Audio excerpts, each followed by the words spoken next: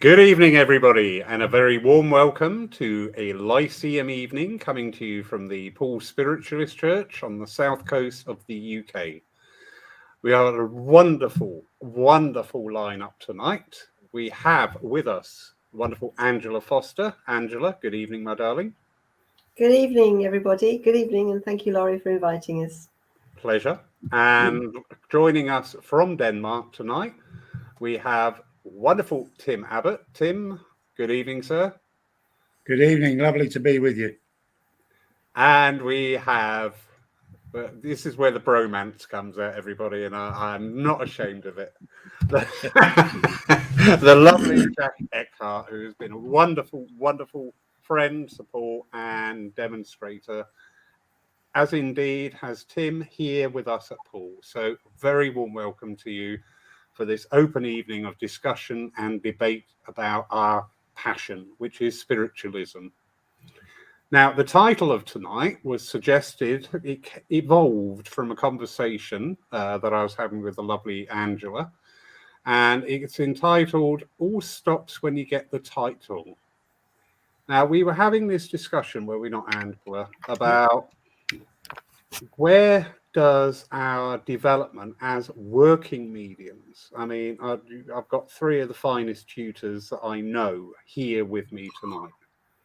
No, I mean that. I don't blow smoke, you know that. But where does our quest for learning, does this go away? Does this dry up? Because, you know, to be fair, sometimes we do see demonstrated similar vein, you know, from my own point of view. This is my experience, so I can speak from this from the heart. I was demonstrating a few years ago. And halfway through the message, I said to the sitter, have I given you this message before? And they went, no, I've never seen you before. And I'm like, but I know this message. This is like it's coming from my memory rather than spirit. I'm not working in the psychic, but it's just all too familiar. And I sit with spirit quite often and I ask questions and they laugh at me or go down the pub and leave me alone to mull it over myself or whatever. But they actually came back and they said, because you've not advanced your mediumship. That was the answer to the question of why does this feel all so familiar now? And I really understood that. I really understood that because I was at that point, I was getting bookings, I was going out doing the work, and I didn't invest anything in me. I was not investing in me, in my mediumship, my advancement, my evolvement. So I get that. I get that. I had that epiphany moment, and I'm ever grateful for that time. Tim, sir, what is your thoughts just on this subject? We're going to go deeper into it, look at background things, but as a generic. So I think spiritual education, if we can use that as a title, comes in many formats and through many experiences. It's not something I'm passionate about education, and I've done many exams, educational programs with different spiritual organizations. I partly designed an exam for a school down in Kent, and I love it. And I think there lies the key. You see, is it's very easy. I say it's very easy. It can happen that mediums, after several years of being in the company of the spirit, lose sight of the magic that being in the company of the spirit is. And I think as mediums, as ambassadors for spirit, we must never lose sight of the miracle that being in the company of the spirit is.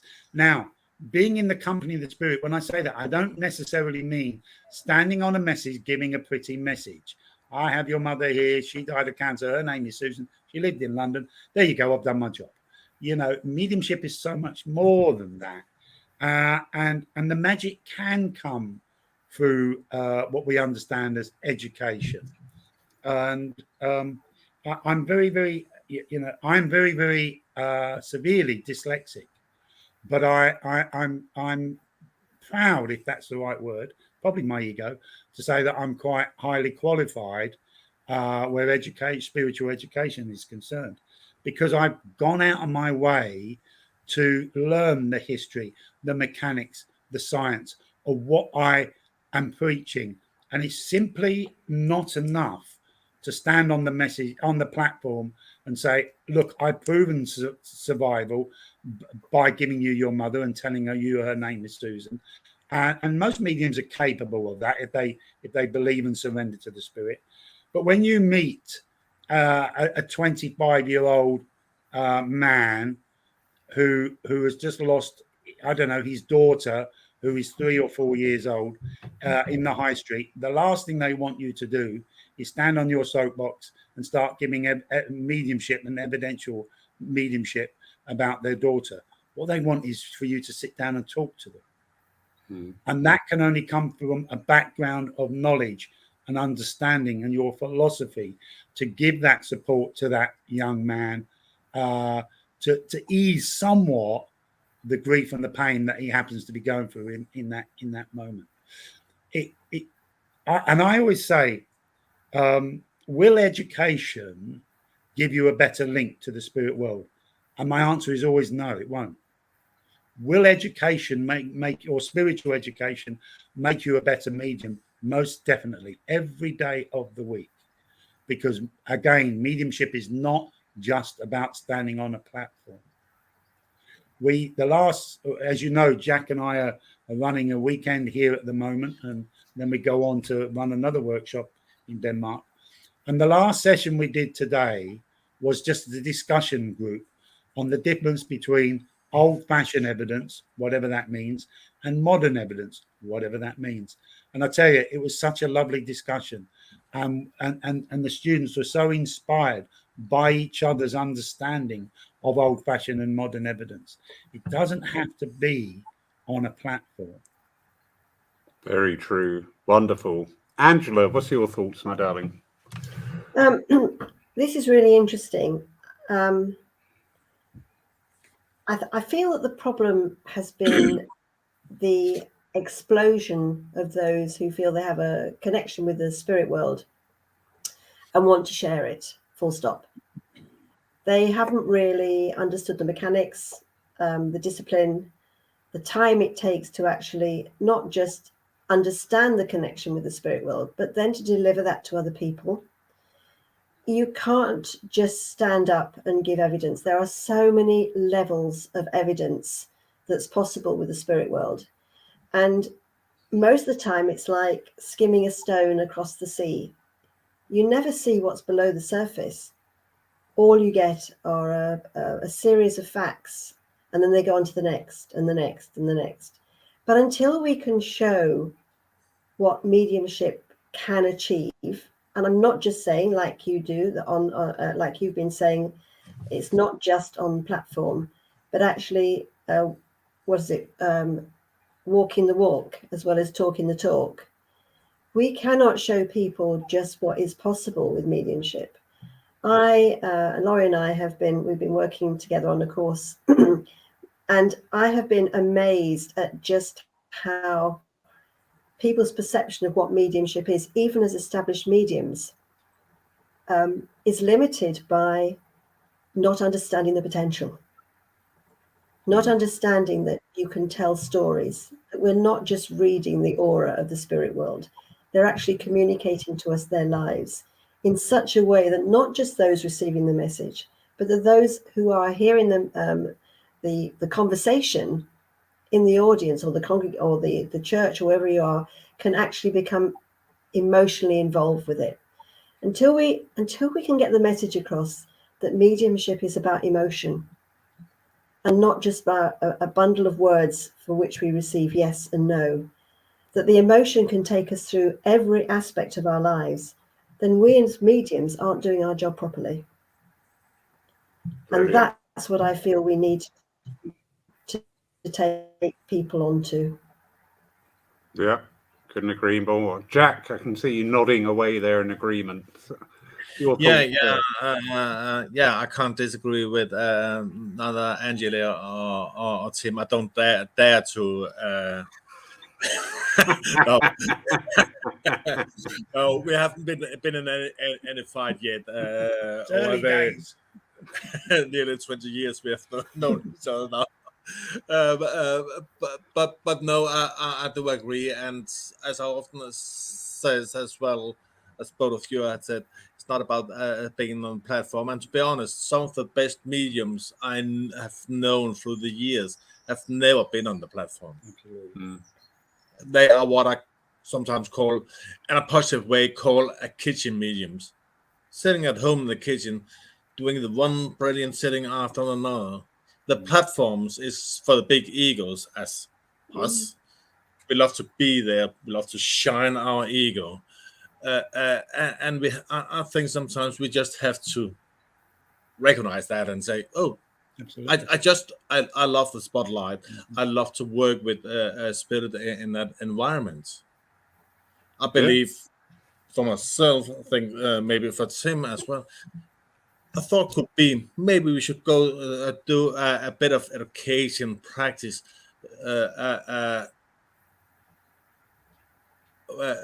digging deeper into the one-to-one settings. And I know you're doing a lot of things. I'm doing some, but we are the typical platform mediums. I think we can agree with that. So that's where the fun is.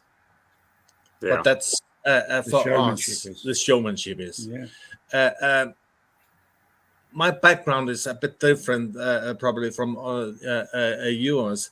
Has a background from military. I'm military trained, and I have my teacher training through the military. Yeah, so it's a different approach to teaching, teaching there and to learning. But what have been important for me during all the years is the understanding of what is happening behind it all. Yeah. From the first day I got into mediumship, I started to develop that. Was like, okay, this I'm doing this, but what is happening if I'm doing like this instead? And what is like so? It's and we're looking at it from that aspect. As both of you have said, the understanding of the mechanics in it. I think one of the things, Lawrence, as teachers, where we are failing our students is the focus. There are different layers of evidence, as Angela said there, and I've studied this quite a lot lately. And for me, there are 5 different expressions of evidence. And what we have to remember first, before I list them, is that we are not one-dimensional. As human beings, we are not one-dimensional, and neither are our loved ones in the spirit world. They express themselves in many different expressions. For example, factual evidence, if you like, factual information, emotional evidence, spiritual evidence, symbolic evidence, subjective evidence. And when I say subjective, I mean the opinion of the communicator. For example, father comes and says, I was a good father. And the client says, no, he wasn't. But it's father's opinion. It's the weakest form of evidence, but hey, it's father's opinion. Yeah. And we're not looking at those different layers. And if we do, as teachers with our students, and encourage it through our students' mediumship, it brings the communicator alive. Now, I know the definition of mediumship, they are alive, but more so alive. So I love it when you have a medium working, a good medium, for example, Jack, and he starts to give a message, and you see people in different areas of the church say, I can feel that communicator. I can feel that communicator. Because through Jack's mediumship, he's allowing that communicator to feel the space of the church by the different layers and levels of being that the communicator is. We're failing our students because we're lacking to teach them. Very true. Very true. I'm similar there. Jack used the words ego earlier on, and ego in a good way, because we do need an ego to stand up there on a platform in front of people, demonstrating. And I love that word. Thank you, Tim. The miracle, because I always say this is a miracle. You know, what more in this world do you want than having that cinching piece of evidence that those who are no longer with us in the physical continue on, and that we will follow those footsteps? Now, that is a miracle to me, and it will never lose that shine, that beauty, because it just changes how we look at this world. Yeah, we've got a tough world at the moment. Okay. We work through it because we know that in the fullness of time, this is going to be a chapter in the book. This is going to be another facet of our spirit, our diamond within. You know, it's not the be all and end all. But yeah, wonderful, wonderful. Thank you, all three of you. And it is great that you are all teachers in your own rights. You're all qualified teachers, which is beautiful. What would you say to the working medium today who maybe, for whatever reason, now there can be other reasons, but I've got there, I'm doing my bookings, so I don't sit in circle anymore. I will sit to meditate when I can, and I most certainly wouldn't go to a workshop or something like that.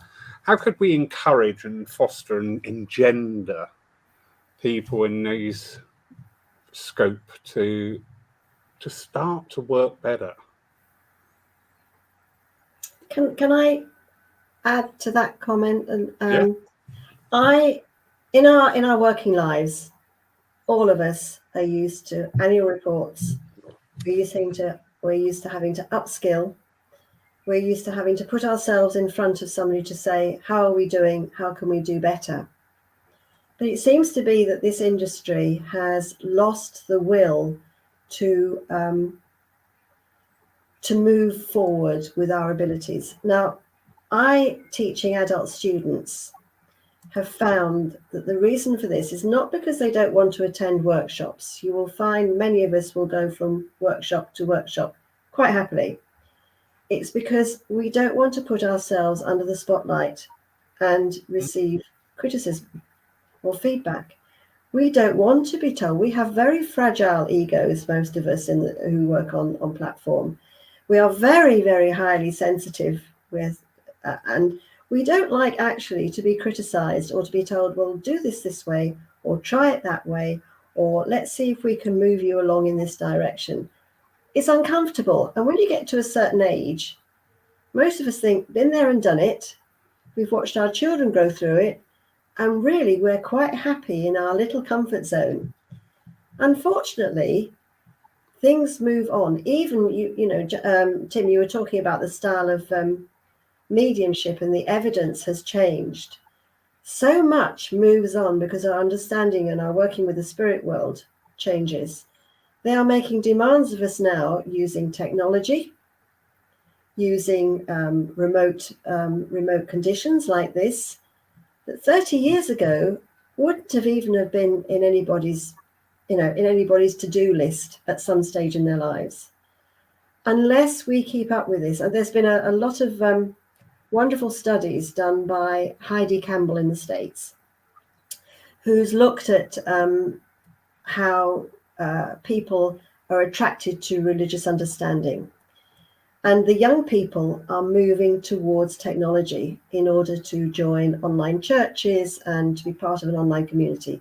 They're not, unfortunately, however much we want it, going into bricks and mortar churches. We, the teachers, have to know how to work with this media, this technology, to encourage the next generation on. And whether it's from the beginning of initial introduction to what spiritualism is about, within a safe zone. Let's face it, COVID has moved us into a world that we couldn't have imagined happening in 20 years' time if it hadn't happened. But also it demands us as teachers to present mediumship in a different way. And it also demands that we keep up our skills, but that therefore there is going to become a great gap between those who can, those who do, and those who really are quite happy where they're standing. And that's how I see that the chasm is going to become greater. And we've got to find some way of bringing everybody together to understand that continuing professional development is not just limited to the workplace. Very true. Very true. I mean, how much of this as well, not just putting mediums us under the spotlight. You know, when we look at the movement in general, and again, I'm never disparaging, I'm never having a dig at people, but we have got this formulaic approach to how we celebrate what should be a life-changing event. You know, Thursday we'll do an hour of mediumship, and Sunday we'll do our divine, and we might do the odd coffee morning with messages in between and things like that. So, you know, how can we start looking at maybe the churches and centres to present even once a month, just do an experimental night of mediumship to try and create that, to try and work differently. Jack and myself and the lovely Lola, when they were here over a couple of weeks ago, seems ages now, but not that long ago, we did do nights of experimental mediumship. Now, to the experienced medium who has sat in many a circle, it's not so much of the experimental, because we were doing things like blind readings. We were doing psychometry and different things like that. Now, I know a lot of churches, if you said, oh, could I do psychometry? It'd be, oh, God, no, we don't do that here. So I think we need to look at the movement as a whole and all its facets to start asking these questions about, why don't we have a change? Why don't you try something different? Here at Paul, we do different services, and I've had quite a lot of contact from other churches and centres saying, well, how do you do it? And I said, well, simply by talking to the congregation and getting them involved and trying things and fostering that. Do you know what? Take the blinkers off when you come in the church. Leave them at the church doors. We sit down. Tim, sir, I remember when you and the lovely Jeanette were here, we had a conversation after the service, and you said we thought that the hour-long format was a bit too short and it wouldn't be very good. However, your experience was totally the opposite, because it just works. It just falls together. And the intelligent, and see, this is something I think that we leave out, and I'm guilty of this, is the intelligence of spirit. We always have these conversations as a one-sided thing, and we don't actually sort of like go, "Oi, spirit, what do you think of this?" I think the intelligence of spirit never ever lets us down. It's our own intelligence where the problem lies. Yes. However, I think maybe the approach there, and forgive me, your introduction to this side of the discussion highlights that you entitled the work that you and Jack did as experimental. But that's how Joe Public will perceive it. Yeah, exactly. Yeah. But what is the definition of experimental? You know, mediumship is mediumship. However it is expressed, it's an expression of discarnate spirit, and therefore you can either say all forms of mediumship is experimental, which is a bit outdated view, or we're going to do an evening of communication. How that unfolds, we'll let the spirit world be the directors of that. Yeah. And it's not experimental at all. It is driven by the intelligence of spirit, and therefore then it becomes the norm. I've designed what I call a modern Sunday service, but I've yet to have a church let me do it, because it's different. It's different. Well, I know I believe Jeanette and I are booked to come and see you. I think it's later on in the year or next year, whenever it is. And maybe we'll talk about it nearer the time. I can always fit you in before. And let me give you an example. Let me give you an example. How many either hymn books or texts of songs, sheet papers have you got that you've thrown away because somebody folds them up in the back of the congregation, or even worse, makes a plane out of them, or screws them up and they get stood on? But we live in a world where just about everybody who's going to enter your church has a mobile phone. So why not on entrance? I'm talking modern now, not experimental at all. You can have some books and some paperwork. Why can't you say, well, it's going to be this song and this hymn? Just download it on your phone. You'll have the words then. I like that. I really like that. Look out, son. It's tomorrow. Look out. But, sorry, joking aside, yes. You know, you've got to start thinking modern, you know, and which is not experimental. It's just broadening the Angela's writing that down, that one. No, it's experimental. Isn't that, you know, to do with the legal situation that we're having to use words like this? It's not what happens in fact. And I was just thinking, I must remember to say about that. Now you brought it up. Why are we using this? I think maybe that's changed. I think, Angela, maybe that's changed since the 2008 Consumers Protection Regulation. I hope so. I believe before that was necessary for that statement to be made before each demonstration. But I think that's necessary anymore. That's what I understood, that it had gone. I mean, you know, nothing should be in stasis. Everything should be moving us on a pace. Absolutely. And welcoming that opportunity. Yeah. I think when we use the term experimental here was to it's the pre-warm up of the congregation to let them know this is going to be different. Absolutely. You're catering for them. Yeah. You're catering for their outlook on spiritualism and mediumship. Absolutely. Yeah. And we have to do that. Yeah. Indeed, that is our job. That is our job, to continually show this great and wonderful truth. Potential. Yeah. Yeah. I agree with him. It's not really experimental. It's just different ways to work with spirits. Absolutely. Yeah. But to tell the congregation before they come, oh, this will be a bit different. And it's about, whilst we are on the subject of got the tile and then everything stops. That's, to me, that's I love to do these things because that's a way for me to stretch my mediumship. Yeah. And explore my mediumship. Yeah. Yeah. But one element that I know all three of you very actively engage with is the no. Now, I know as a platform medium, especially earlier on, no was a disaster. It was like a hand grenade going off inside your head. It broke your link, it brought you back, it made you panic.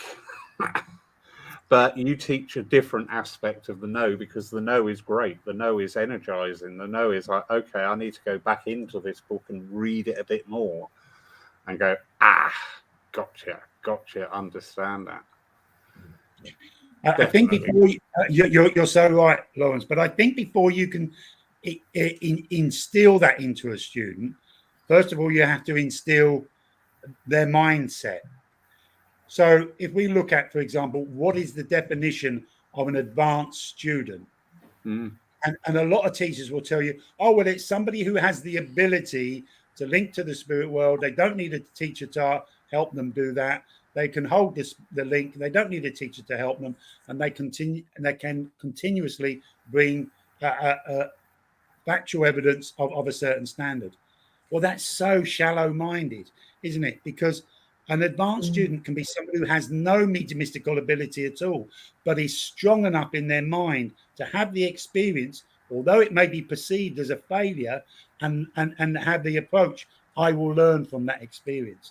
That's the definition for me of an advanced student.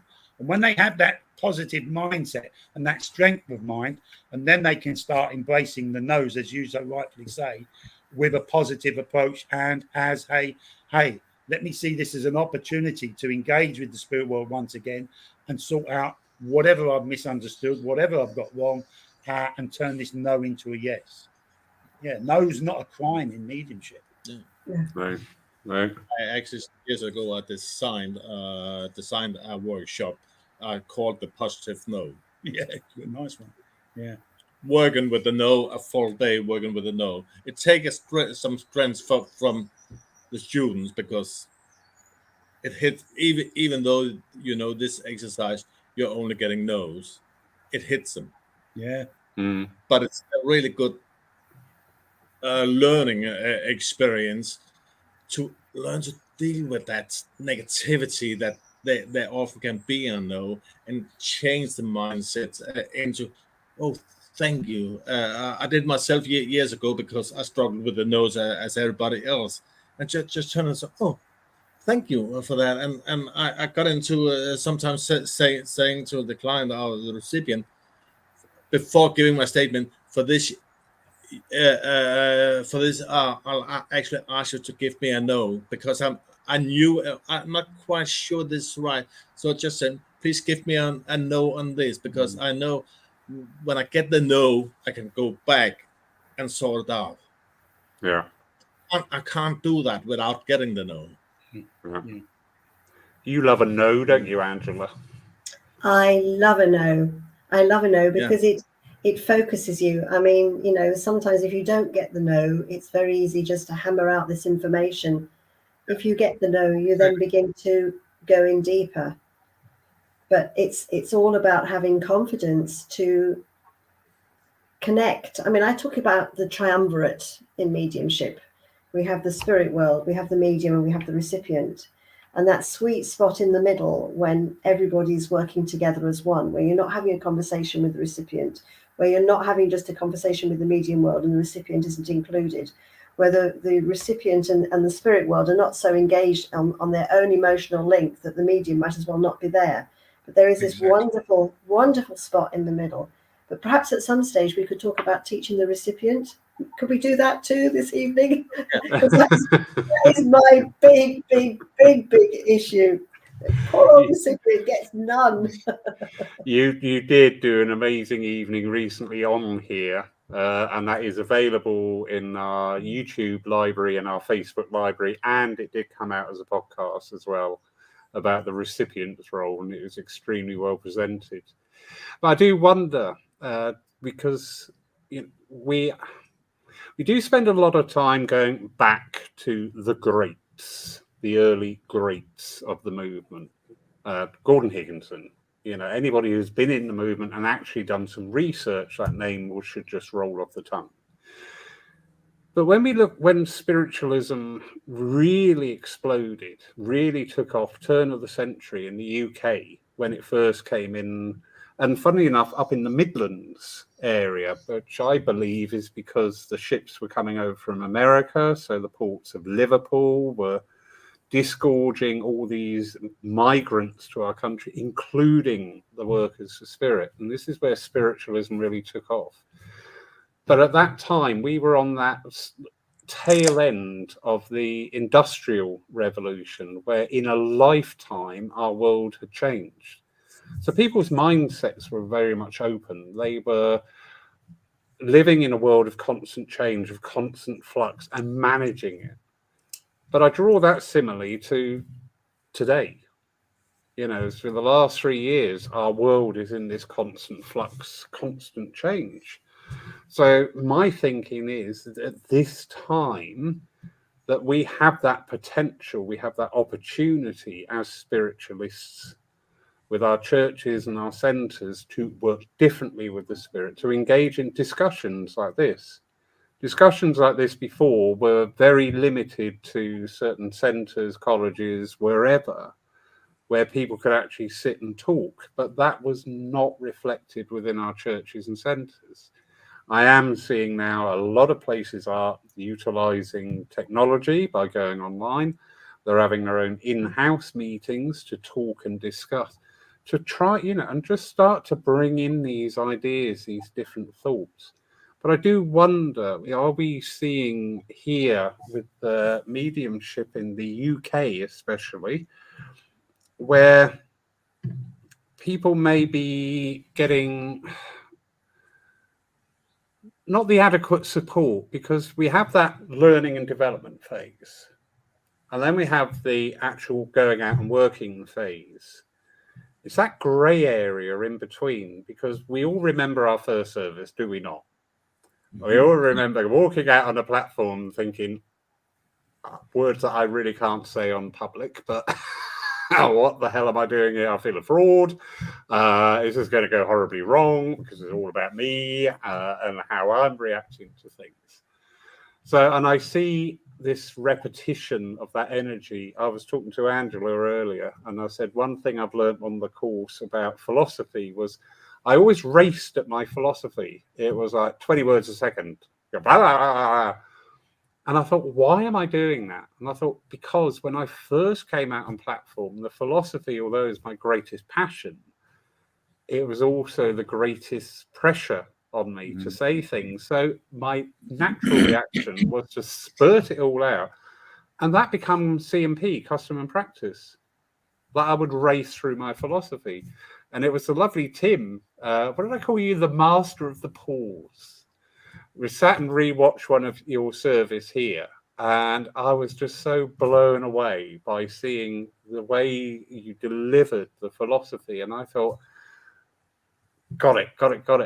So, you know, it's that hinterland, it's that funny area where we may be going out and working on the platform, but then becoming a bit too entrenched of, I'm getting bookings, so what do I need to learn more? Or I don't need to sit in circle or whatever. And it's that is a crucial area, I think, especially in the first few years of working. So go out and work for 6 months and then say, do you know what? And I've had this conversation with so many mediums of late. Every time the phone rings and somebody wants to book you, don't say yes automatically. Just say, oh, leave it with me, I'll get back to you, and think about it. Because we are seeing a shortage of mediums to work on our platforms. And I do believe that I'm seeing a few mediums who are working phenomenal amounts of time on platforms. Where is your self-development in there? Because you know what? We're not here just to teach people that life is progressive, that our spirit is eternal, that we're here to evolve and grow. You know what? So are we. So are we. Thoughts on that, please? Okay, I'm you know me, I'm happy to talk. I love the sound of my own voice. I think there comes a time, and again we come back to this mental strength. I think there comes a time we will always be the student. If you like, we will always be the student of life. We have to accept that. But mediumistically, there has to come a time when, and not for all mediums, just because you're a developed medium doesn't necessarily mean you're going to be a teacher of mediumship. But there has to come a time for those who are moving into that teaching aspect of the mediumship and spiritualism. There has to come a time when you have to start thinking as the teacher and not as the student anymore, because you're going to be inspiring other people, and there has to be an energy about you. There has to be an understanding and a knowledge about your subject and your science. So for me, I think it has to be self-responsible for self-development. So, and what I say to, as you know, I teach a lot of advanced students. And so I say there has to come a time, not when you become your own teacher, but you become your own inspirer. And that will come in many formats. So you mentioned Gordon Higginson. So one of the ways I become inspired of late is and you mentioned the Midlands, and I live in the Midlands. I married a girl from the Midlands, and I live 20 minutes from where Gordon lived, and I'm very good friends with his niece Leslie. And so every couple of weeks, either me and Jeanette will go round to Leslie's house, or Leslie will come round to mine. And I'm like a child in a candy store. Like, tell me stories about Gordon, and it so inspires me. So it's not necessarily texts, but I think there comes a time when you have to be responsible of feeding and nurturing your own spirit and your educational understanding of this spiritual science But we're so happy with our egos to stand up and preach. Yeah. Mm. What do you think, Angela? You're talking about the development of the self and the presentation of the self on platform and how that draws an audience. Obviously, with Gordon Higginson, it was very obvious what his modus operandi was. I mean, you could see it, you could feel it. And I always teach in my classes, the Japanese have this lovely word called umami, and it's an ingredient that they put into their cooking that makes it special. And part of that umami ingredient, which we've tried to bottle in this country, but we can't, is the input of the self into the dish that creates that umami effect, UMAMI. Now, the best mediums I see on platform are those that honor and acknowledge themselves as part of the process, not as an ego trip, but acknowledge that their input with their individuality, their own way of showing the importance of the spirit world, which shines from within, because it's like it becomes like an open channel.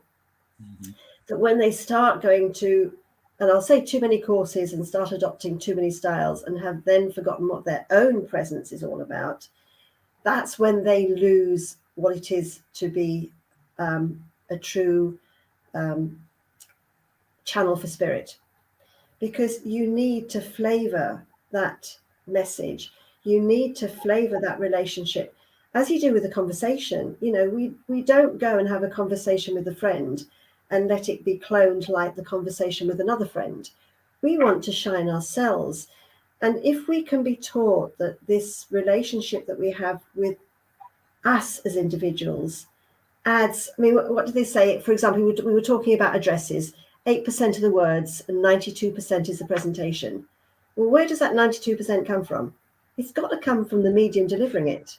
And instead of realizing that that is so important in mediumship as well, when we're delivering mental mediumship and messages, because people are frightened to show themselves. It's a vulnerability. It's not an ego. Very often it's a vulnerability. And this takes a maturity which many young mediums fail to realize has to be gained by experience, by life, to be part of that package, which then gives them the credibility to say, here I am, this is what is possible, and I want to share that with you. Yeah, definitely. I'm just going to pick up on a few comments coming in here, and thank you everybody for joining in. Just going back a few notches, Amanda Price, we were talking about critique on our work, and she's just agreeing it's the way you say it, obviously, and constructive criticism is fine. And yes, that's a very healthy approach, Amanda, so well done. I do know of a medium who was asked to present an up-and-coming night and declined after a few because every time constructive criticism, I know this person, there's not a bad bone in their body, was offered, it was no. So yeah, we've got to learn that. I've had criticism on Angela's course, and that's why we don't work together anymore, and that's absolutely fine. What has ended? It's come to the end of the 8 sessions. That's the reason. I'll be perfectly honest, the first bit I did walk out and just thought, get over yourself, Lawrence. But yeah, we do need that to evolve and grow. You know, and when do we grow the best is when we're pushed. You know, when do we shine the brightest? When it's the darkest. You know, I can come out with all those cliches.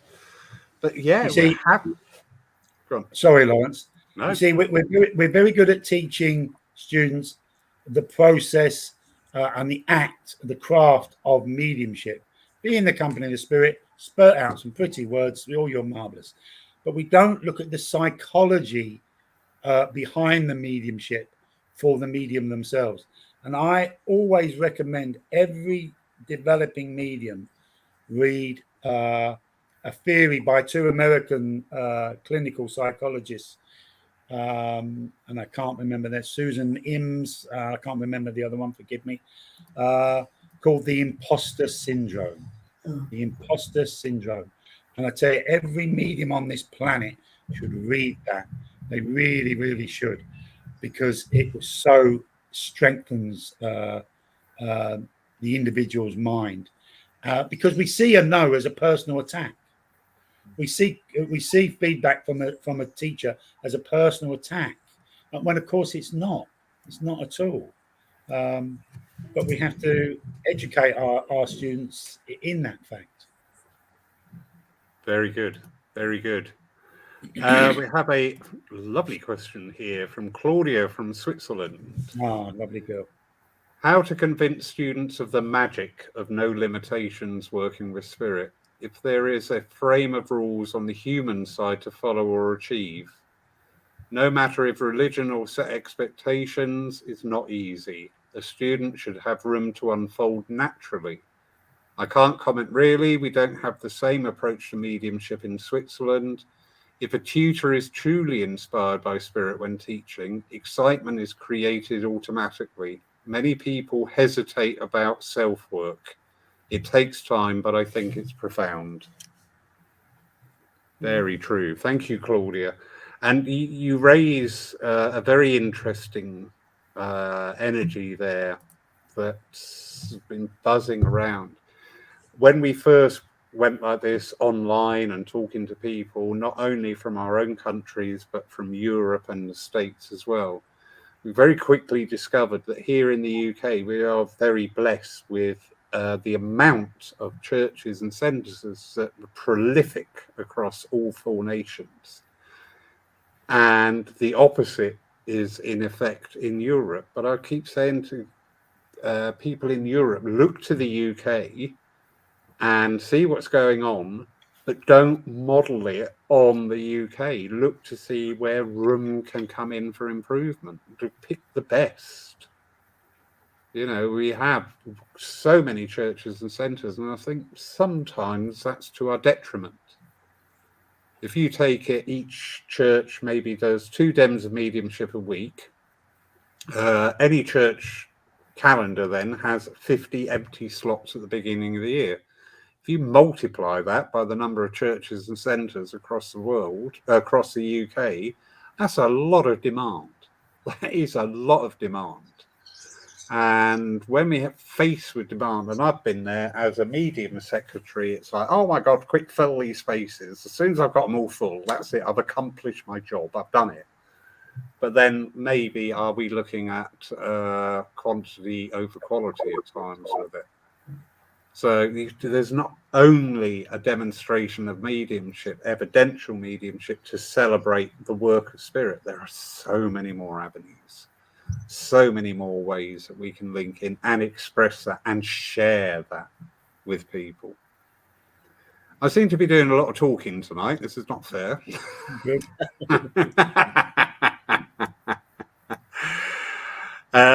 There we go. Libby, lovely Libster. Feedback is a gift. Such a shame all too often people associate feedback with criticism. Yeah, this is becoming a common thread here. And again, as the lovely Angela was saying, we are sensitive. And that's something we've got to work with ourselves. We are sensitive. And I've said to some people sometimes, you know, comments after service are sort of like, whoa, can you bring that down a bit? Because I'm a bit raw here, and that is like an unrosin bow on a violin. It's stop it. Can I just say about that in one thing I've learned in undergoing teacher training is that the feedback sandwich is you give a nice bit, you give the hardcore, and then you give a nice bit. Now, different organizations have different names for that, some of which are a bit more rude than others, but basically, you know, you try and sugarcoat the difficult stuff. But the problem is that people, I know when I've been working with the students, I've had to give assessments so that I can value the work they've done and ensure that they've reached the standards. I couldn't say that to my students, I'm going to give you an assessment, because that would terrify them and send them out the door. It's, you know, let's try a task out and then we'll give you a bit of feedback and see how you feel. But if feedback is given in the right way, if it's given constructively, if it's given appropriately, if it's not meant to denigrate or to cause anybody to become uncomfortable, then it can be acceptable. Part of the teaching requires me then to ask the students to give feedback. Now, I fought this for a long while because I thought students are going to be having a difficult enough time me giving them feedback without then their peers going, well, that really wasn't very good, was it? But we, as individuals, are really good at doing that to other people, aren't we? We're really good at saying, well, that was a rubbish address, or that was a rubbish demonstration. And we don't like it when the tables are turned. No. And that's, I think, because no, No, we don't. we're not exposed to it, are we? We tend to think that that's what the teachers do with us at school. We leave school and then that's it. But there's so many opportunities in life if we were to reflect, self-reflect on how we're doing first. If we were to be exposed to that self-reflection, how did I do last night? Did I meet my aims? Did I reach the people I wanted to do? Did I feel that it was received well? We then can accept that other people may say to us, hang on a bit, that didn't quite work well, or actually that was really good. So I think the problem is that with all this about feedback and about education, we've cut ourselves off to the benefits, seeing only the issues of, and that's where the problem is. We know how far we can go if people just tweak us in the right direction, and it's done with love, light, truth, trust, and wisdom, and all the other lovely words. It's just very hard to admit that we're not perfect. I mean, who wants to? You get to a certain age, of course we're perfect. Yeah. Since we can tell everybody everything. I don't even know why you're questioning it. What's the matter with you? Exactly. Yeah. Gentlemen, got something to add there. Yeah. From my own experience, like Tim and myself have been working together for a number of years and done quite a few like demos together, and we always have a discussion or debates about how was this and so on. So and being honest to us about what you did there, the way you handled that recipient, and to me that has been so inspiring. I know, Lawrence, the two of us had some of these debates as well, and I think that's if we allow ourselves to ask another equal medium, qualified medium, to give us feedback and talk with honesty and be open to the possibility of improvement in our mediumship. Yeah. I believe we are all where we're not really taking a lot of courses or anything anymore, are we? But still, our mediumship is changing. We are exploring it in different ways, and to me, a big part of that is having these debates, having these talks, and and even from a teaching point of view, not being afraid of sharing. Tim, I just got this new exercise. I had a similar one, and have So it's going back to the inspiration again. We can inspire each other so much if we allow it. But I believe very much about our mindset. Exactly. We were talking about the ego. I mentioned the ego before, but there's many ways to present our ego. Yeah. And the good way to present the ego is okay, I would love to be in the spotlight. I love to be in the spotlight together with Tim, but I love to be in the spotlight afterwards, away from the congregation, just the two of us, having a chat about whatever was going on. Yeah. That suits my ego as well. This raises an interesting topic. When I first came into spiritualism years ago, it was more commonplace. I'm sorry, I'm trying to keep my hands away from my face because I got told off earlier by teachers. It weren't me. I've got these hands, so I don't know what to do with them now, so I'm just going to sit on them. There we go. It was much more commonplace where mediums would work together on platform. It was very commonplace. It was nothing unusual. Nowadays, it tends to be the exception rather than the norm. But we used to have mediums. One would be particularly good maybe with their philosophy. So they would take the philosophy part and maybe step in for a few messages. But what I'm getting at here is we had those peer groups. We had those times. We could go away. All due respect, and I don't mean this pointedly or nastily, but quite often after taking a service or a dem, you get the obligatory, "Oh, that was lovely," and I would like somebody to say, "God, Laura, what? What is wrong with you tonight?" I would love that. I would seriously, appreciate that more. And give genuine, honest feedback. But again, we're going back to the churches and centres' roles in this as well. But as mediums, we should be looking to work with others. To go, how often do you see a working medium go to see another working medium? You're right, Lawrence, and both Angela and Jack are correct in their statements about giving feedback to each other and allowing students to look at the teacher's teaching and the teacher's mediumship. But I think we have to be careful here with this, because I think you have to be of a certain mental strength to be able to look at your own mediumship and allow other people to look at your own mediumship. Otherwise, as I think Angela said at the beginning of the evening, you become very vulnerable and maybe even see it as a personal attack. So I'm very lucky that I do get to work with a lot of other mediums. I don't know, 5 weeks ago, I did a demonstration with Libby Clark and Moira Hawkins. Tomorrow, I'm doing a demonstration with Lola.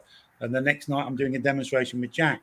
So but these are people who are mentally strong enough that after the event, you can sit down and say, well, I like that bit. Maybe I should have done this there and worked that a little bit different and gone back to the spirit.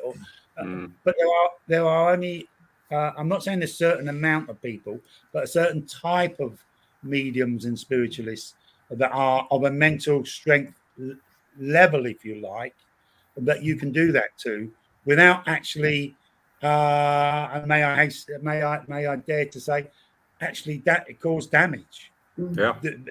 Than a positive, it become a negative than a positive in there. So are you saying I shouldn't have been on the platform, Tom? No, I never said that. What I'm saying, and you realise straight away. So for example, very recently I was in Switzerland, and on the Saturday a student asked me a question, and I answered it. On the Sunday, another student asked me exactly the same question. I gave them a completely different answer, and someone said, "Well, hang on a minute, Tim. When Mary asked you that question yesterday, you answered it this way. Now Susan's answering it. You're answering it in a completely different way." I said, "Yes, because they're at completely different levels of their development. So they require completely different answers." Yeah. Because where they're at mentally, on their spirit and spiritually. So my relationship with somebody within their medium, as feedback from their mediumship, will depend most definitely on where they're at mentally, emotionally, spiritually, and so quite often, I would say probably 80% of my teachings, whilst I'm teaching, I am doing mediumship. Yeah. I'm teaching through my mediumship. Yeah. And so I'm allowing myself through my sensitivity, maybe through my relationship with spirit. That doesn't mean I'm saying, "Oh, Chief Sitting Bull, come and inspire me how to talk to this student." But I am being inspired from a teacher's point of view how to deal with a particular student, depending on where that student is on their particular journey. And that depends, and that also involves, as Jack's just indicated, fellow mediums as well. There are some fellow mediums who walk out of a demonstration and go and try and kick the local cat alley cat or will and swear at the moon because they hate the spirit world because it went wrong for them. Well, then maybe you shouldn't be a medium, because you're mentally not strong enough. Can I pick you up on that point? You've made a really interesting point there. Should mediums be of a sound mental caliber? Does that sound too strong? Should we have seen, I mean, I'm sure that we've all witnessed people who shouldn't be delivering messages because they are not strong enough themselves emotionally, mentally to do this.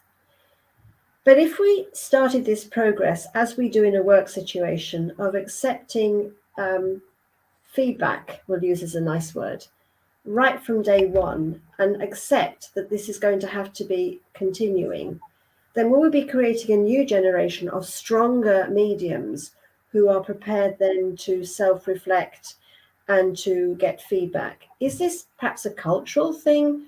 And then are we adding to these sensitivities by not including this in the training going forward? Are we not creating, should we be creating tougher mediums? I don't know. I mean, not losses. Just asking, just wondering. No, I think that is, like you quite rightly said, in our professional careers on the railways, we had this process called continual development, and we did it, and it worked. I think we have got a bit of a cultural thing going on with the way we are presenting the beauty, the majesty, the magic of spiritualism that has become quite formulaic, which is also reflected in our demonstrators, that we will do this scattergun approach. You know, oh, your mother's here, she's holding up a red hanky, she's got a banana, she's throwing pineapple at you, you know, and not go, well, what does the pineapple mean? Not finding out the full chapter and verse of the object. So, yeah, I think there is scope there to look at how we develop, look at how we progress. And part of that is having this interaction with people. You know, we have our peer groups. There's not one of you here that I would not open up to and be honest if I had any doubts or any queries. But there are other people I just think, well, like Tim pointed out, it's in the mediumship. Some other people probably wouldn't grasp it, so I'm just not going to go there with it. And similarly with me, I understand some people feel quite happy to open up with me. Other people may feel a bit intimidated or whatever, and they never would.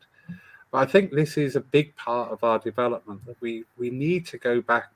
And again, this is probably why this message keeps coming in, that I'm saying to people, you know, when the phone rings the next time, don't just say yes. Just say, well, leave it with me, I'll get back to you. And actually start thinking about what you're doing. And thinking, again, as we would do in business, the 3, 5, 10-year plan. You know, do you want to be in 10 years' time still getting on the bus, still going out? And, you know, I'm not being derogatory here, please. I'm never derogatory. But do you want to be in 10 years' time still going out delivering the same message to the same small circuit of churches and centres that you work in? Or do you want something more out of this? And that's a question that only you can answer. I know a lot of us want more out of this. A lot of us want to go down the path. We've got the lovely Craig Morris has just joined us. And Craig's mediumship is wonderful, but he's also got the mentorship schemes going on the side and things like that. And I think that's brilliant, because I'm taking my mediumship into the next phase. I'm moving along with it. I'm allowing it to grow. I'm allowing it to develop and blossom and bloom. Not just, oh, this Sunday I'm there, that Sunday I'm there, that Sunday I'm there, you know, next year or this Sunday. Spirit is all about movement, about life, and we should be reflecting that in our approach and our workings with it. You've all gone quiet. What have I said? Oh, again, I said, I think. So I'm glad that what you've just spoke about, and I'm glad that you mentioned that Craig has joined us, because next year Craig and I are doing a residential course at Hackney College called Modern Mediumship for the Modern Medium, which Brilliant. is exactly part of what we were referring to. If we come back to what Angela was saying there about, if you look, for want of a better word, tougher mediums, yes. Yes. But it's a much bigger, in short, yes, but it's a much bigger subject than just saying yes. Because, so for example, there may be somebody who has a mental imbalance and has medication for that.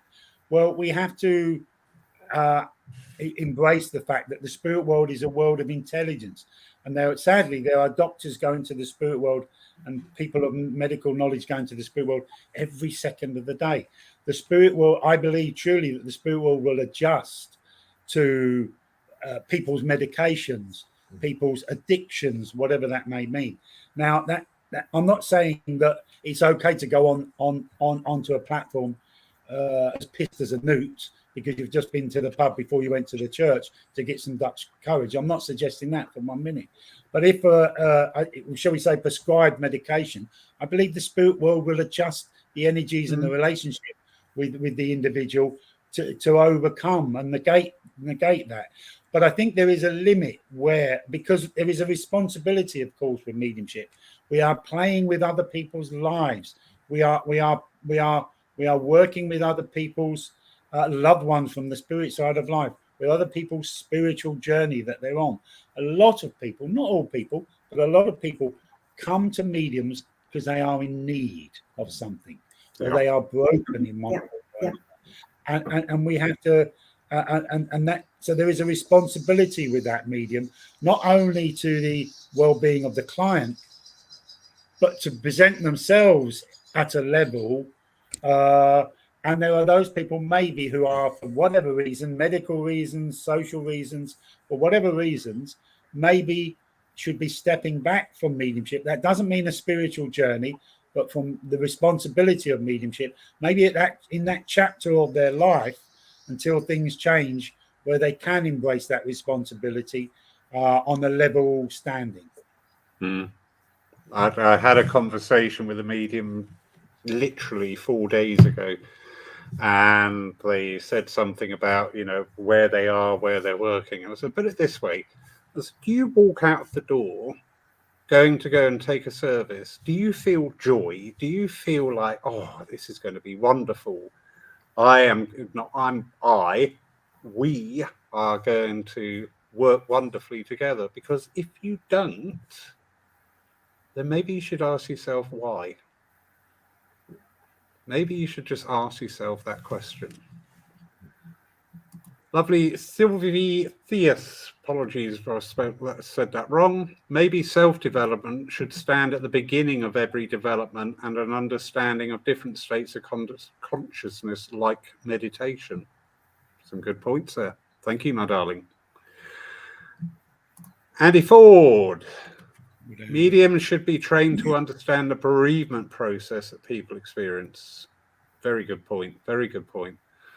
But it's not just bereavement, is it? Because we're seeing now sitters are approaching us to find out. We're not talking fortune telling here, but I'm seeing the rise of, when I say exceptional tutors like yourself, again, I'm not blowing smoke or anything. Andy comes into this about spiritual assessments. Now, I think spiritual assessments really are a big way forward, because it's good. Most people who come into a church, and I've said this often at Paul, well, we're empty, but there's nobody here. You've had your evidence. Why do you come back next week wanting more evidence? Start applying that evidence. Take that counsel, take that healing from that knowledge and understanding that we continue. And not only do we continue in an active way. But people, and especially now, the state of the world it's in, people just want that little bit of insight into their own paths. And again, anybody out there who's not heard of spiritual assessments, it is not fortune telling or anything. Because I always say, if there's a 6'2", dark-haired, handsome stranger, he's mine, all right? He's not yours, he's mine first and foremost, so forget it.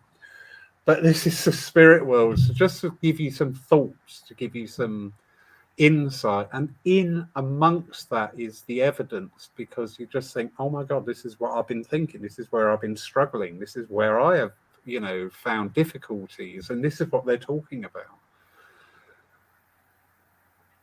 Anyway. Any final thoughts, anybody? Yeah. I think maybe I know we have been talking about this before, Lawrence, but as Angela says, should we deliver stronger mediums? I believe so in one form or another. But the next question for me is, how are we creating the stronger mediums? Yeah. And to me, I believe you will agree with me. To me, it's very much about education. Yeah. Much about education, and when we look at how you develop as a medium these days, it might take 1 or 2 weeks at the college. You have a weekend here and a weekend there, and you have a lot of fragments of teaching. Yeah. And there is nothing there to bind it all together. Yeah. You have to sort all these things out yourself. And my own experience, and Lawrence, I know you have been seeing a little bit of the education system I put together. I've been running here in Denmark a couple of times, where actually taking the baby steps with them, and within less than 2 years, actually bring a total baby to become quite a strong medium. Yeah. Yeah. But taking them each step all the way through, and that can be a combination of the same tutor, but I use different tutors. I know you have been of some of the weekends, their team for the advanced part of it there. So it's to me, it's very, very much so important to look at, if we're going to make stronger mediums, how are we doing that? Yeah. We need to put them into the gym, don't we? We need to work them. We need to structure it. We need to give them the understanding of the mechanics behind it. Yeah. Give them the strength to go out there, meet their clients, meet the congregations, meet the no's. Yeah. The case is, these days, everybody want a quick fix. Yeah. They don't want to use 10 years to work on the mediumship. So how can we meet them in their needs? We can't do it in 2 or 3 weekends or 1 or 2 weeks, but we can do it within a few years if they are dedicated, if they really want their mediumship. We can take them through a progress. And I know of experience, quite a few is getting halfway and realize, oh, this is really not for me. I want to go in a different direction. And that's fine, because they discovered the mediumship. Yeah. They discovered that this is not the way for me. So what was maybe only using 6 months to get to that conclusion, or 1 year. They didn't use 5 years sitting running around churches and centers and taking all different kind of things to realize, oh, I'm not getting there. Yeah. So maybe we need to look into how are we supporting the mediums in the future? How are we in the best way giving them that strong foundation to stand on, to make them solid within themselves, that within their own mediumship. Start to present a cohesive basis for training. And again, this brings us back nicely to the mentorship programs that I'm seeing. I was chatting to Angela earlier, and we've seen this process happen throughout the movement since the early 1900s, that mediums will come through this different phases of, they will be out working. And when I say premier bookings, I'm not being detrimental to other, but they are picking up premier bookings. And then you start to see, and this was reflected back with Gordon Higginson and mediums of that era, the pulling back from the public platforms so much to start engaging on these mentorship programs. So instead of doing 20 workshops a year and hoping for 10 people and saying, right, I've had 200 people go through my hands this year, just have 10 go through your hands in 1 year. But the level of support and the level of confidence and understanding and exploration that we can instill in that 10 people will probably produce much better results than having 200 people just going through a succession of one-day workshops, which to me encourages this, what I coin the phrase of the 90-minute spiritualist. You know, here I am, all right, I'm going to be all spiritual now, right, that's out of the way, carry on, I've got to go and live my life. Well, actually, no, this should be in your life. This should be in your thought and your consciousness all the time. I've done a lot of talking tonight, I do apologise. But I am so grateful to all of you. Thank you, Jack and Tim, for taking time out. I know you've got a very busy... That Jack, he works it far too hard. See, I do the opposite here at Paul. I'll get somebody down for a week and, you know, I feel guilty asking them to do one service. Totally opposite. Jack, you're in there 24/7. Right, come on, 3 o'clock, get on the road. We've got to be there at 8. Lawrence, can I, because this is a Lyceum and it's about educating people, can I set a challenge to your viewers? Oh, go on. We like that. Okay, so for all mediums, they use the phrases clairvoyance, clairaudience, clairsentience on a daily basis. What's known traditionally as the 3 C's. We know there are 6. It's accepted that there are 6 spiritual senses, but traditionally there are the 3 C's: clairvoyance, clairaudience, and clairsentience. So my challenge is, and your viewers will have to go and research this. So who coined those phrases? Who coined those phrases? Let me give you 3 options. The Marquis of Pisiga. I'm not going to tell you who I believe it is. The Marquis of Pisiga, Emanuel Swedenborg, and Franz Mesmer. All mediums should know those 3 names. They all knew each other. If I can give you a hint, what links them is a vagrant gentleman, a young gentleman in his early 20s called Victor Race. Victor Race. And there lies your answer. Right, I think I know who I think it is, but I'm not going to spoil people's fun, because this is the beauty, isn't it?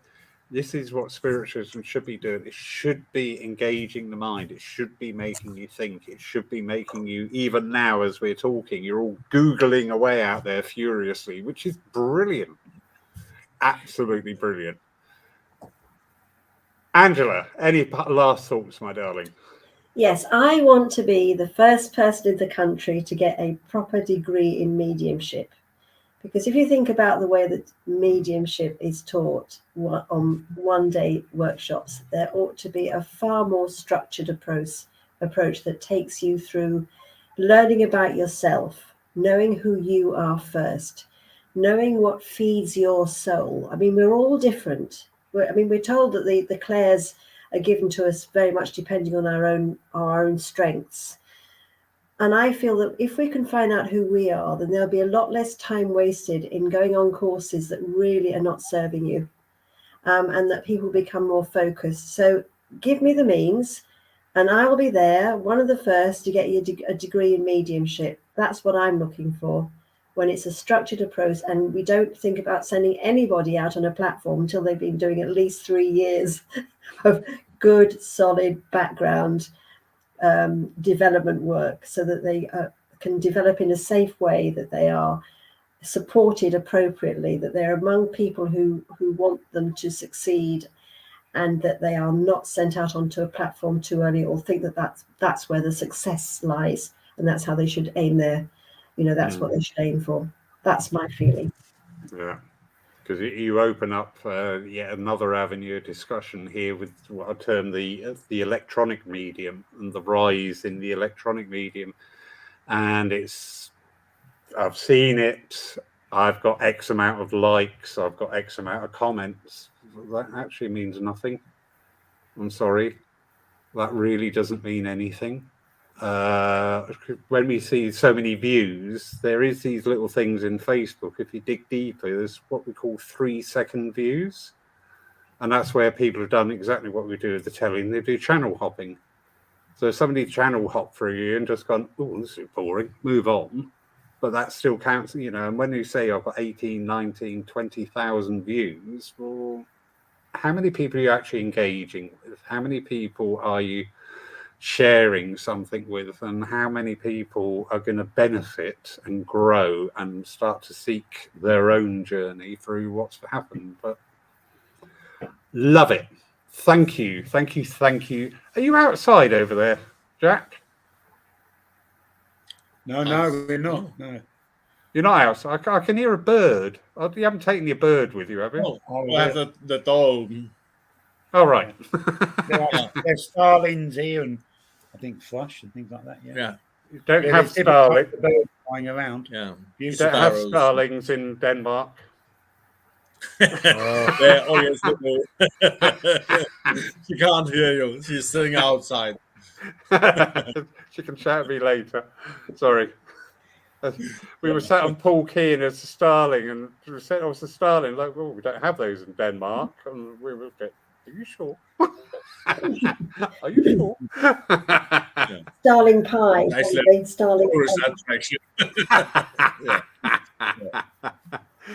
Thank you so much for sparing your time, and insightful as always, and just amazing. It just blows my mind. Lovely people like you are willing to donate your time in the furtherance of what we're passionate about. So thank you so much.